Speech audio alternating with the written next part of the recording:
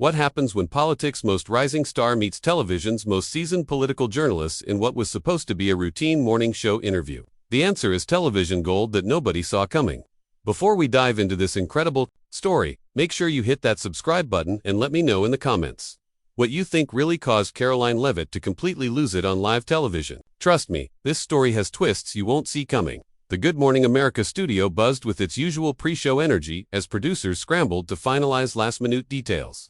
Karoline Leavitt sat in the guest chair, adjusting her microphone. With the practiced ease of someone who had done hundreds of interviews, across from her, George Stephanopoulos shuffled through his notes, preparing for what his team had briefed as a straightforward promotional interview for Leavitt's latest book on conservative politics. The cameras rolled and Stephanopoulos opened, with his trademark professional smile. "Good morning, Karoline. Thanks for joining us today." "Good to be here," George Leavitt replied, settling back in her chair with that characteristic New Hampshire confidence. "So, let's talk about your new book, Another Conservative Manifesto, where you position yourself as the voice of forgotten Americans. Some critics are saying you're just repeating the same talking points over and over. How do you respond to that?" Leavitt's expression shifted slightly, the easy smile tightening around the edges. "Well, George, I think those critics might want to actually read the book before they write their reviews. Each policy position I advocate brings something different to the table." Stephanopoulos leaned forward, sensing an opportunity to dig deeper. "But isn't there a pattern here? The young conservative from New Hampshire who saves America through traditional values and America First policies.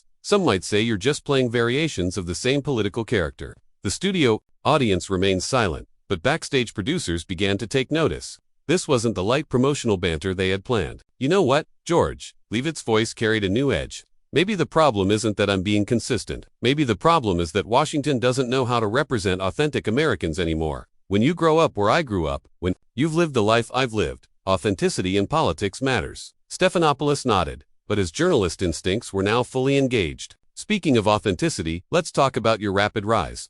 You've gone from relative unknown to major political figure very quickly. Do you ever worry that your inexperience might be irresponsible given the platform you now have?" The question hung in the air like a challenge. Leavitt's jaw tightened visibly, and for a moment, the only sound in the studio was the quiet hum of the cameras. "That's an interesting way to put it," George Leavitt said, her voice deceptively calm. "Irresponsible. Let me ask you something. Have you ever been in a situation where you had to fight for your political life? Have you ever lived in a community where your voice wasn't something the establishment wanted to hear, but something that determined whether real Americans got represented?" Stephanopoulos maintained his composure, but there was a new tension in his posture. "Karoline, I'm not questioning your personal experiences. I'm asking about the responsibility that comes with being a political leader." "Political leader," Leavitt laughed, but there was no humor in it. "George, I never asked to be anybody's political savior. What I did ask for was a chance to represent policies that matter. Policies for real people facing real problems. But guys, like you want to reduce everything to some establishment talking point. I don't think asking about political responsibility is reducing anything to establishment politics." Stephanopoulos countered his own voice, gaining intensity. "You have millions of supporters, many of them young people. Don't you think you owe them something?" Leavitt leaned forward in her chair, closing the distance between them. "What I owe them is honesty. What I owe them is showing them that you can challenge the system. You can come from nowhere, and you can still build something meaningful. What I don't owe them is pretending to be a career politician for the comfort of people who've never faced real economic adversity."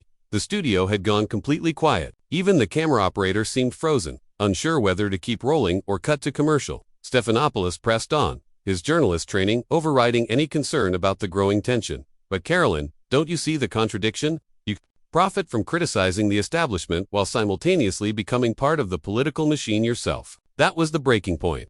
Leavitt stood up abruptly, her chair rolling backward. "Profit? You want to talk about profit, George? Let's talk about how news networks profit from fear and division. Let's talk about how political commentators profit from keeping Americans angry and divided. At least when I advocate for policies, people know I'm fighting for their interests." Stephanopoulos remained seated, but his voice rose to match Leavitt's intensity. "That's not the same thing, and you know it. We're talking about your responsibility as a political leader. No, George, we're talking about your need to create controversy where none exists." Leavitt shot back. "This was supposed to be about my book, but you've turned it into some kind of political hit job." The host's professional demeanor began to crack. "Nobody's conducting a hit job. These are legitimate questions that any serious journalist would ask."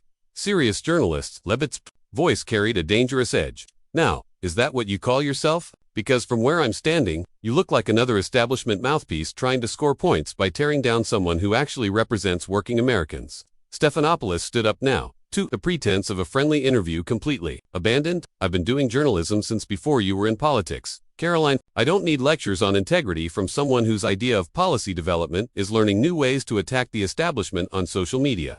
The insult landed like a physical blow. Leavitt's face flushed red, and for a moment, the former campaign fighter from New Hampshire was visible beneath the polished political veneer. Is that what you really think? Leavitt asked, her voice dropping to a threatening whisper.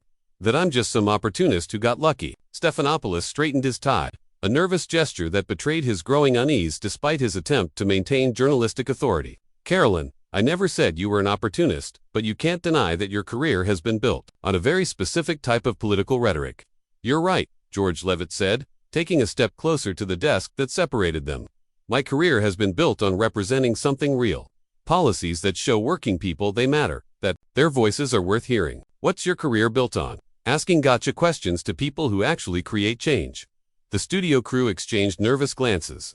This was spiraling far beyond anything they had prepared for, and the commercial break wasn't scheduled for another 8 minutes. My career is built on holding public figures accountable, Stephanopoulos replied, his voice steady, but his knuckles white as he gripped his index cards. When someone has the platform you have, they should expect scrutiny. Accountable for what exactly? Leavitt's New Hampshire accent was becoming more pronounced with each word. For representing people, for giving them policies that show them they can overcome their circumstances. Or, are you trying to hold me accountable for having the audacity to succeed, despite challenging the establishment? Stephanopoulos felt the interview slipping away from him, but his competitive instincts kicked in. I'm trying to have an honest conversation about the messages your politics send, especially to young people who might see divisiveness as a solution to their problems. Divisiveness as a solution. Leavitt laughed bitterly. George, have you actually read any of my policy positions, or did you just read the talking points your research team handed you? Because if you had read them, you'd know that in almost every single case, unity through strength is shown as the goal. America First policies that benefit everyone. But it's still divisive, isn't it? Stephanopoulos pressed. The messaging always positions you against the establishment, against the media. What kind of message does that send?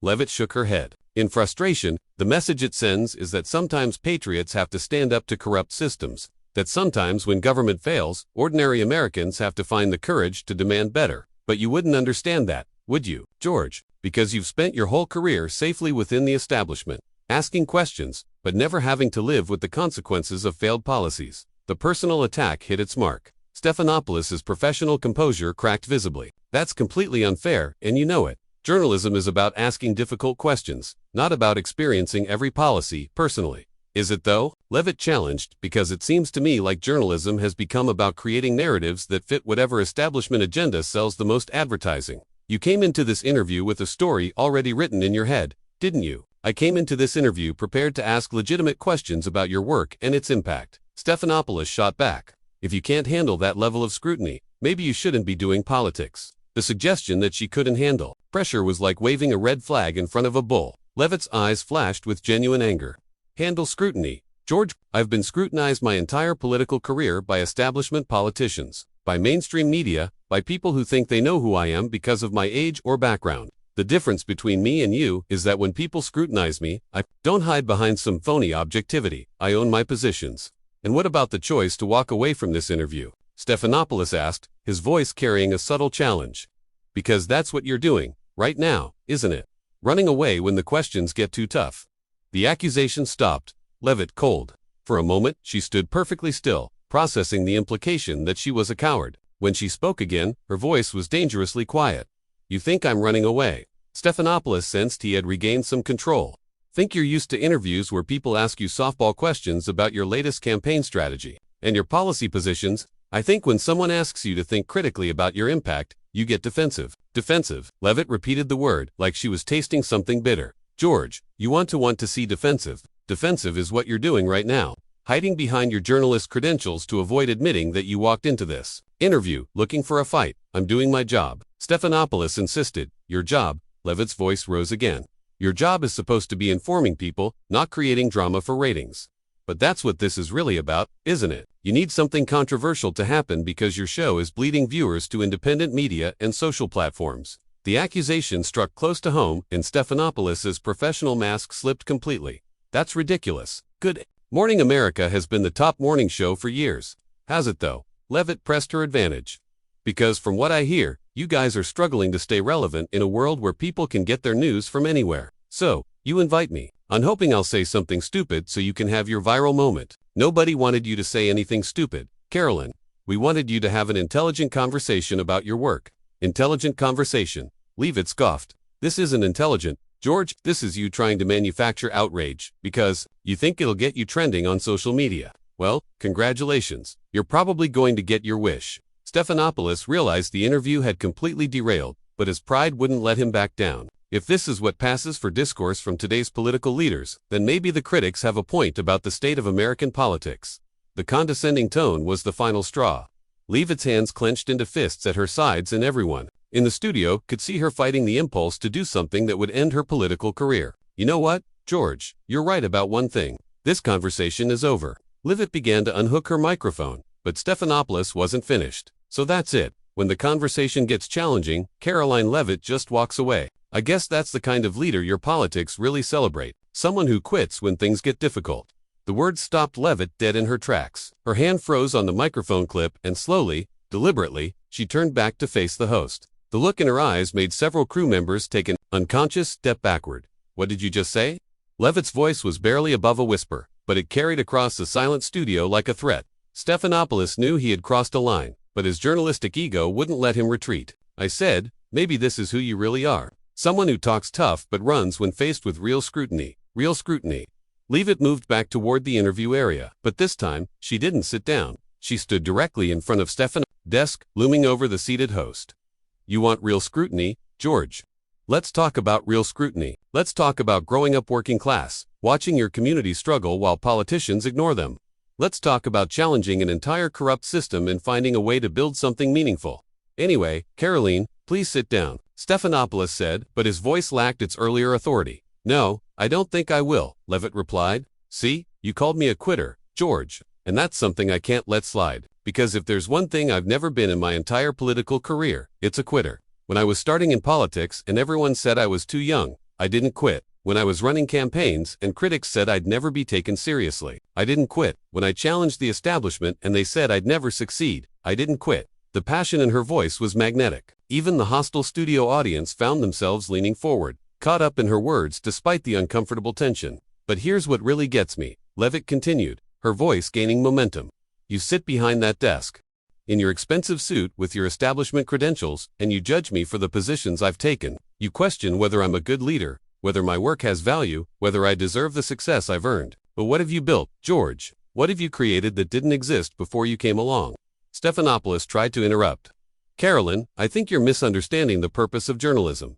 No, I understand perfectly. Leavitt cut him off. The purpose of journalism used to be informing the public. Now it's about tearing people down for sport. It's about finding the worst possible interpretation of everything and running with it because conflict gets clicks. That's not what this is, Stephanopoulos protested, but his voice sounded weak, even to his own ears. Then what is it? Leavitt demanded, because from where I'm standing, this looks like a hit job. You invited me here under false pretenses.